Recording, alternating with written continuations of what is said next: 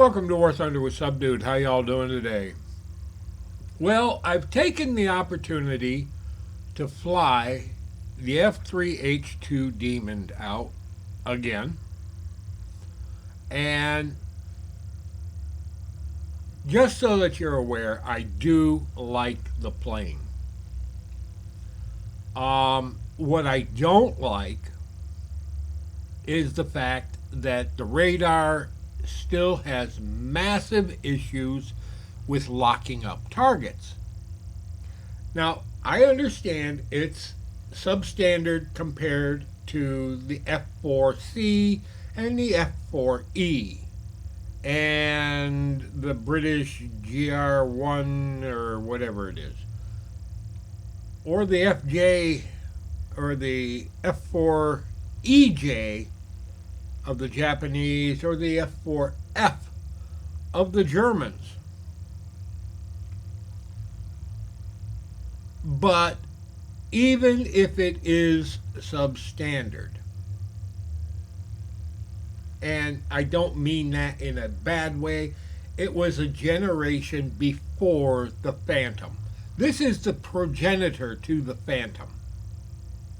When they were building the Phantom or designing it, they started with this plane.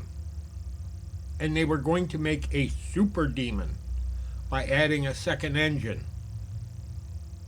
Well, push, shove, change, kludge, move, and you end up with the Phantom, not the Demon, not the Super Demon.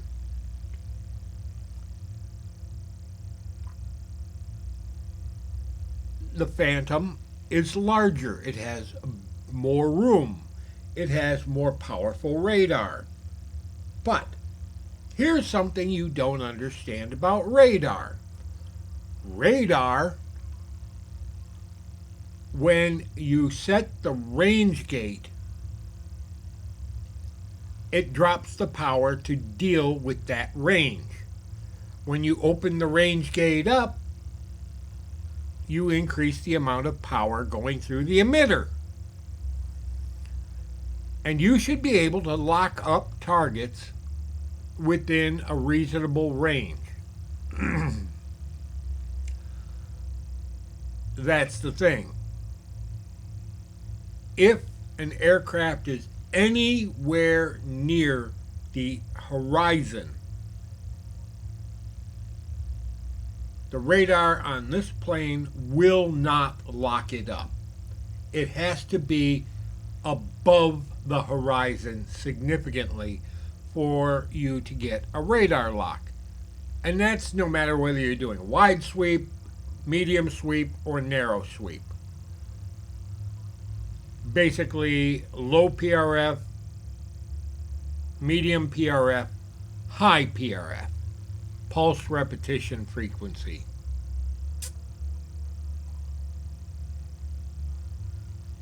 Even in high PRF mode, which is the really narrow sweep, it's very difficult to pick up targets unless they are way above the horizon. And to fire the AIM-7C, you really want to be at altitude. And you want to be going fast to give that missile the opportunity to actually launch and gain the speed necessary to hit the target.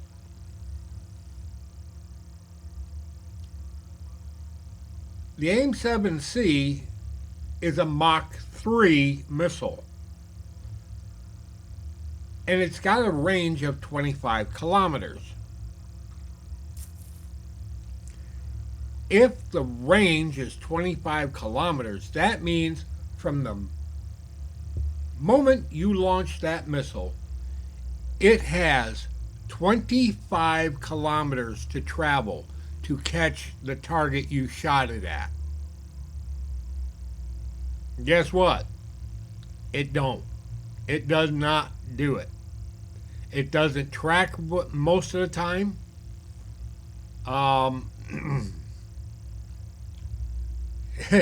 As a matter of fact, it rarely tracks. And it should be a no-brainer. Once you have a target locked, it's a beam riding missile. And as long as that missile can see the reflected energy from the target, the missile should track and go towards the target. This is something that's not happening with this plane. Now, if you take up the F4E and you've got the AIM-7Es, you can lock up targets out at 15 kilometers, and if they're on a closing course, you can fire away and hit them.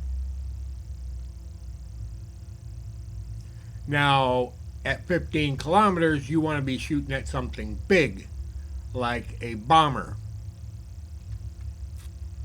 But it's a Mach 4 missile when you deal with the AIM-7E. And the Phantom can get up to speed very easily. And if it's firing at Mach 1, that missile only has to accelerate 3 times the speed of sound over what it's already traveling at. It's a Mach 4 missile. And technically, it should be fired at high altitude. That way the missile is flying through the thinnest air possible. Unfortunately, in War Thunder, most battles take place 20,000 feet and below. Y'all doing the metric system, figure it out yourselves.